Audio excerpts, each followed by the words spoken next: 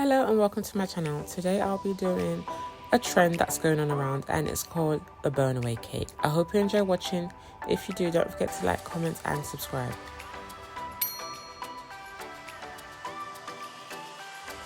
So as you can see, my cake has already been decorated and it's a heart cake for choice, being that we're in the month of February, so I just decided why not make it a heart. And yes, I am making the shell borders. This acts as the kind of base for where the icing wafer is going to be on top of, and I'm also doing the bottom. So this is just the gradual build up of the whole design of the cake.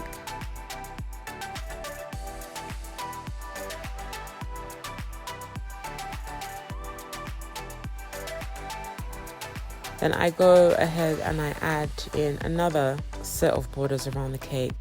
So this is part of my general design, but I'm also keeping in mind that however I design it, my wafer paper has to be able to sit on it in order for it to stand firm. So it's almost like a solid foundation that I'm creating for the wafer paper to sit on. I have also decided to include some red piping on the lower base, and this doesn't affect the wafer paper design anyway. I move on to piping the sides of the cake, and this part is also important because it acts as a filling. So it all depends on the design, but this part for me is important because it acts as a filling for when the wafer paper goes on top. It fills in the gap so you don't see the gap in between the wafer paper and the cake. You'll see what I mean shortly. Here we go, it's all done. So I've just taken my cake out of the fridge and I'm about to apply the wafer paper. And what you can see me doing here is adding some extra blobs of icing just to ensure that that wafer paper sticks to the frame that I created for it.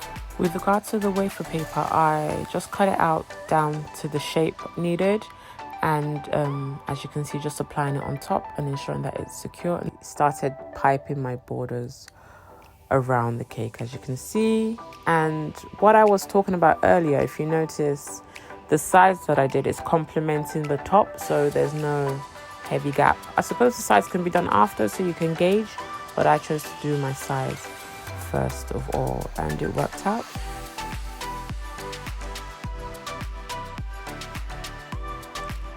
And the moment of truth, I would say it's rather dramatic, but it is a nice thing to watch. And if it's for an event, a grand event, I think it'll be a lovely thing to watch for the guests in it as well. Here you go, it's quite straightforward, the Burnaway cake. It's just revealing the design underneath. It's always nice to put whatever you want underneath. And as you can see, the buttercream melted a little bit because it wasn't as cold as it should have been. Also, I was a bit apprehensive about the wafer paper. It's edible and apparently tastes like marshmallows. So there you have it. I hope you enjoyed watching and I hope you give it a try. Thanks for watching. Don't forget to like, comment and subscribe.